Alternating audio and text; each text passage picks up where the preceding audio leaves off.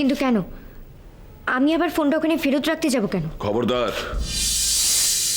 রতিকান্ত বর্মন তার কাজের কৈফিয়ত কোনোদিন কাউকে দেয় না। সাহেব, তুমি তুমি নিজেই আমাকে বলেছিলে যে আমি যেভাবে পারি ফোনটা যেন ফেরত নিয়ে আসি। যখন বলেছিলাম তখন বলেছিলাম, এখন অনেক কিছু বদলে গেছে। যা বলছি তাই শোন, ফোনটা যেখান থেকে পেয়েছিস সেইখানে রেখে দিয়ে আয়।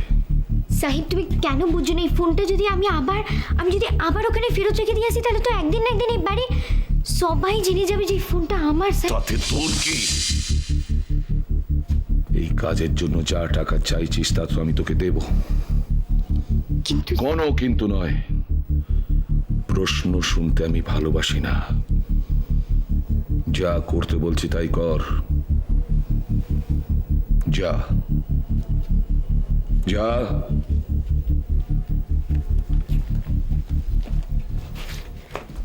আর শোন,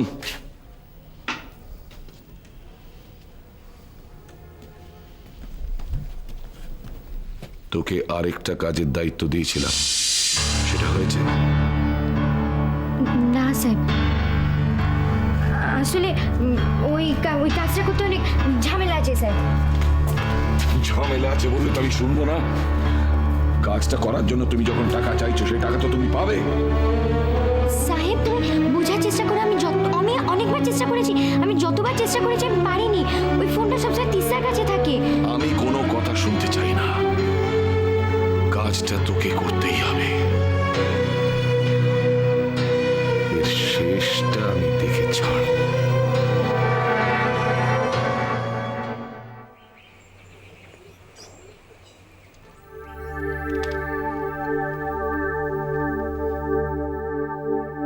তিস্তা এখন বাচ্চাটাকে খাওয়াচ্ছে। ওই ঘরে ফেরার আগে আমাকে চটপট কাজটা সেরে ফেলতে হবে।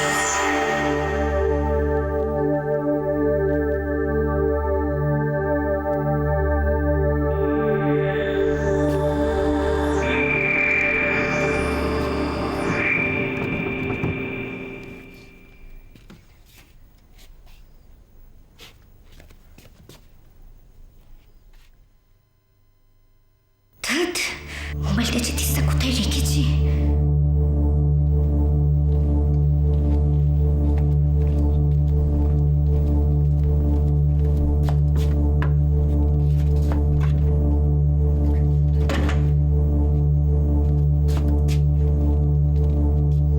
তিস্তার মোবাইল তো এখানেও নেই।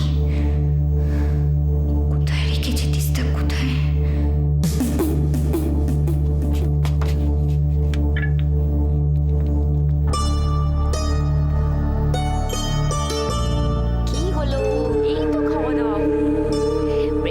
হয়ে গেছে, এখন আর কোনো চিন্তা নেই। অপু সোনা এবার চান করবে।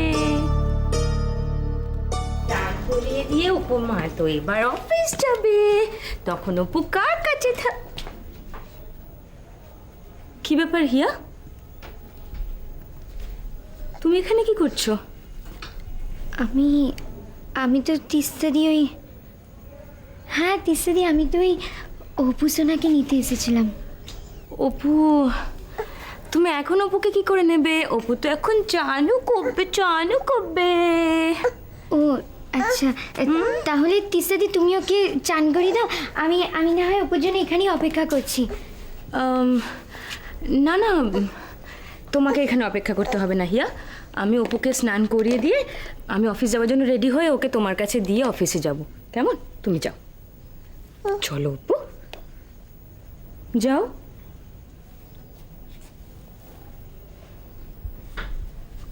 কি হলো দাঁড়িয়ে থাকলে যে? তুমি যাও, আমি ওকে দিয়ে আসবো তোমার কাছে। আচ্ছা।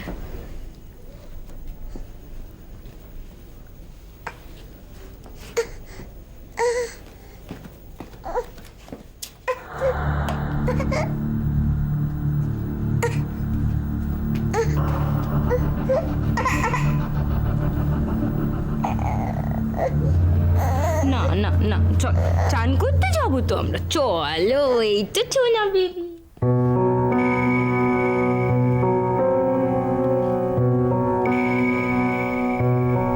এইবারে একজন চানু করবে। তুমি তো গুড বয়, ছোনা ছেলে।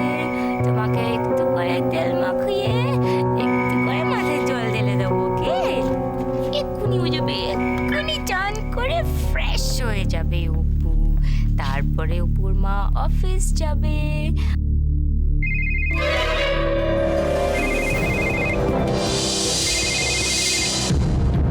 আদিত্যটার ফোন করার সময় পেলাম না। ধ্যাৎ। ওরে বাবা, এখন আবার কে ফোন করলো? অপু, অপু লক্ষ্মী ছেলে, তুমি একটু লক্ষ্মী ছেলে বসো কেমন? দেখি তো মাকে আবার কে ফোন করলো। প্লিজ কেঁদো না, তুমি সোনার ছেলে হয়ে 1 সেকেন্ড বসো, আমি একটু দেখে আসি মাকে কে ফোন করলো। ভালো ভালো করে আসি।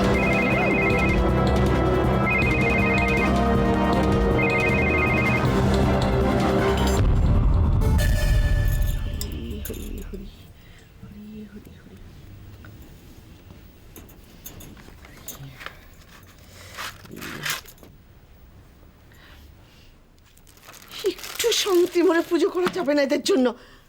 বৌমা, বৌমা, ও বৌমা, ধূপকাঠিটা রাখলে কোথায়?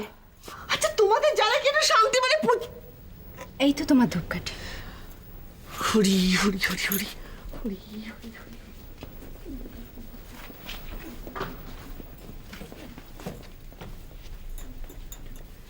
ও মা, তুমি তোমার গোপালকে নতুন জামা পরিয়েছ? কবে পরালে গো মাসি? রাখি পূর্ণিমাতে? বৌমা, বৌমা, আমার শাক কোথায়? তোমরা কি শুনতে পাচ্ছ? বলি আমার শাকটা কোথায়? এই তো তোমার শাক, আমি সঙ্গে করে এনেছি।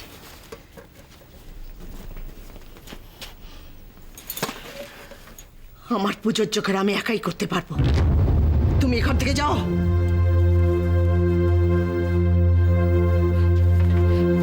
মাসি, মাসি, আমি কি অন্যায় করেছি বলো তো?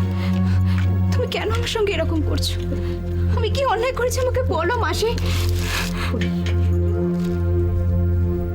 বিন্দু, ওই ও মা, তুমি এখানে? সারা বাড়ি খুঁজছি তোমায়।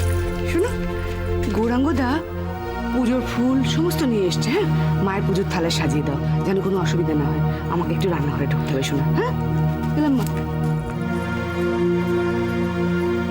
দাঁড়াও বৌমা, তোমার যদি আমার পুজোর জোগাড় করতে অসুবিধা হয় তাহলে আমাকে আগে ভাগে জানিয়ে দিও। আমার পুজোর জোগাড় আমি একাই করতে পারবো।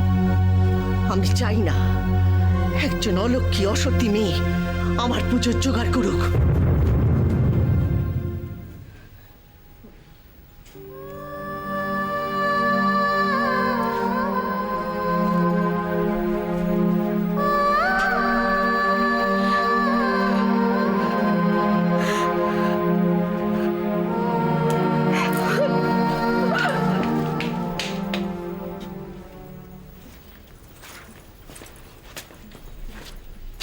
শুধু শুধু কেন মেয়েটাকে কাঁদালেন বলুন তো? ওর দোষটা কি আমি জানতে পারি মা? আমি অত সত্যি জানি না। আমি জন্ম থেকে জেনে এসেছি মেয়েদের শ্বশুরের পিঠেই হলো সব। যে মেয়ে শ্বশুরের পিঠে ছেড়ে নিজের শখে এখানে চলে আসে সে আমার কাছে অসতী ছাড়া আর কি? মা, ওর তো স্বামী শ্বশুর বাড়ি এসবের কোনো অস্তিত্বই ছিল না। থাক বৌমা, অনেক হয়েছে। আমাকে একটু শান্তি মনে ঠাকুরের নাম নিতে দেবে? তুমি এখন আগে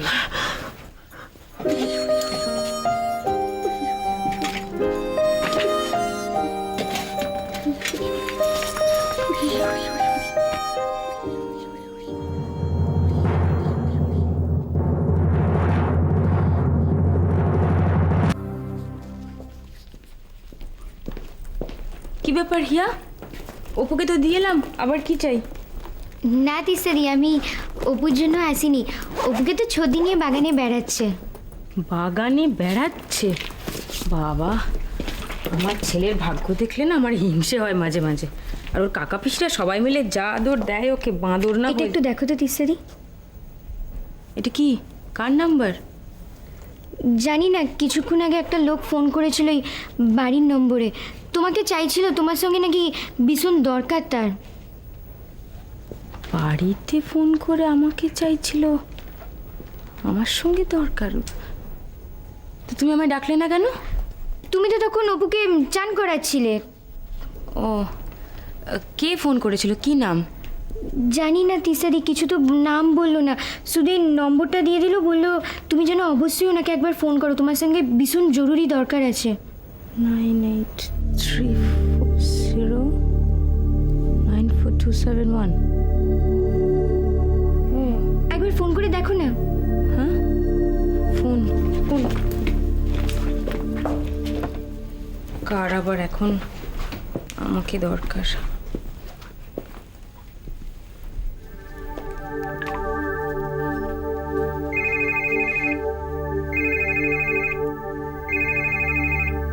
রিং হয়ে যাচ্ছে তো, কেউ তো ধরছে না। আরেকবার চেষ্টা করে দেখো না তিসাদি, বারবার করে তোমায় ফোন করতে বলেছে, তার ভীষণ দরকার, একটা জরুরি কথা বলবে তোমার সাথে।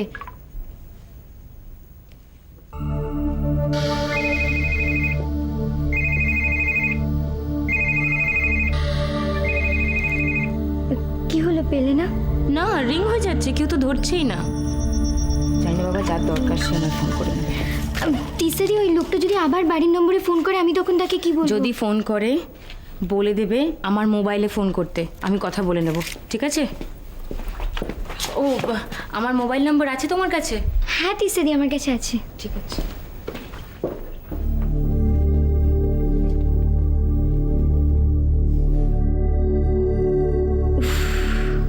এত সহজে যে কাজটা হয়ে যাবে ভাবতেই পারিনি। একটা জিনিস কিছুতেই আমার মাথায় ঢুকছে না, বাড়িতে এত লোক থাকতে শুধু আমাদেরকেই কেন বাবা মিটিংয়ে ডাকলেন? দেখো জয়, ওনার হয়তো কোনো দরকারি কথা আছে যেটা আমাদের বলতে চাননি। তাছাড়া বাবা এই বাড়ির অভিভাবক, তার তো বক্তব্য থাকতেই পারে। না মন, তুমি আমার কথাটা কিন্তু বুঝতে পারছো না। কিন্তু সেই বক্তব্যটা কি? দেখো আদি, শুধু তুমি, আমি, মন আর বড় বৌদি কেন, বাড়িতে এত লোক থাকতে শুধু আমরা 4 জন কেন? কারণ তোমাদের 4 জনকে আমি সব থেকে বেশি ভরসা করি।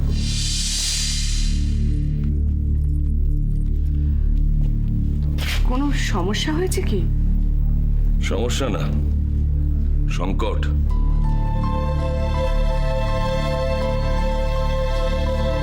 এই বর্মন পরিবার একটা গভীর সংকটের মুখে এসে দাঁড়িয়েছে। বাবা, কিসের সংকট, কি হয়েছে? আচ্ছা, আপা আপা আমার ঘর থেকে একটা মোবাইল খুঁজে পেয়েছিল। আশা করি সেই কথাটা তোমাদের সকলের মনে আছে। হ্যাঁ, মানে আপা তো আমাদের সবাইকেই দেখিয়ে জিজ্ঞাসা করেছিল সেলফোনটা কার।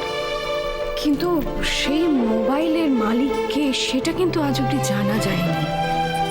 আচ্ছা, তোমাদের সন্দেহ হয় না যে বর্মন পরিবারে একটা মোবাইল হঠাৎ এলো কি করে?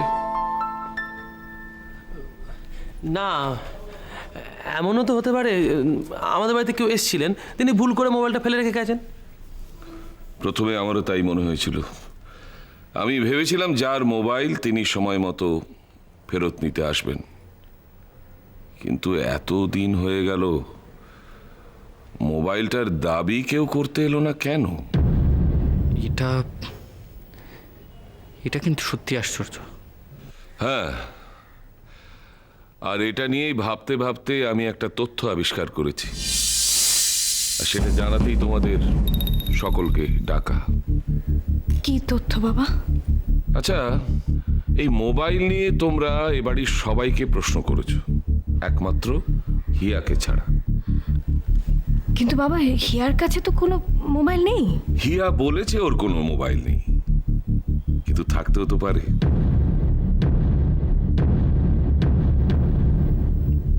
তুমি নিশ্চিত ওটা হিয়ার মোবাইল?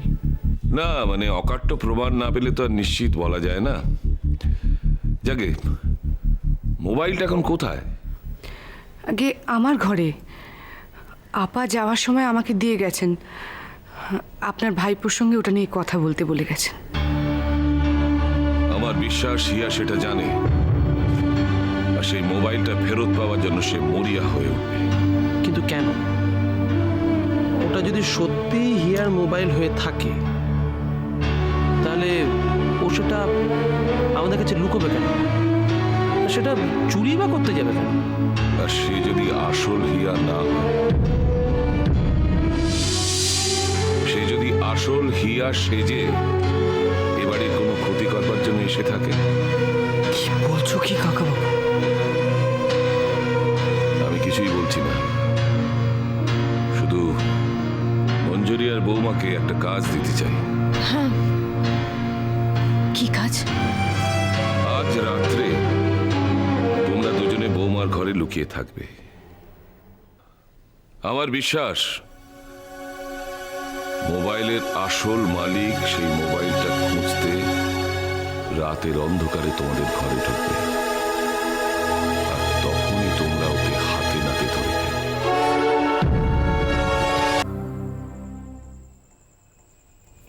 মঞ্জু, আরে সরি সরি, কতক্ষণ এইভাবে অপেক্ষা করবো বলো তো? কেউ তো আসছেও না। শোনো, বলছিলাম যে কেউ না কেউ নিশ্চয়ই আসবে, আমাদের একটু ধৈর্য ধরতে হবে বৌদি, প্লিজ। এই মঞ্জু, বলছি সদর দরজা নিচের, একদম নিচেরটা ঠিক করে বন্ধ আছে কিনা তুমি দেখে নিয়েছো? বন্ধ করেছি, আমি নিজেই তো গিয়ে তালা মেরেছি, আমি জানি ওটা বন্ধই আছে। এই সকলে ঘুমিয়ে পড়েছে না? আমার তো মনে হয়, কারণ সব ঘরেরই আলো নেভানো ছিল আমি যখন এখানে এলাম।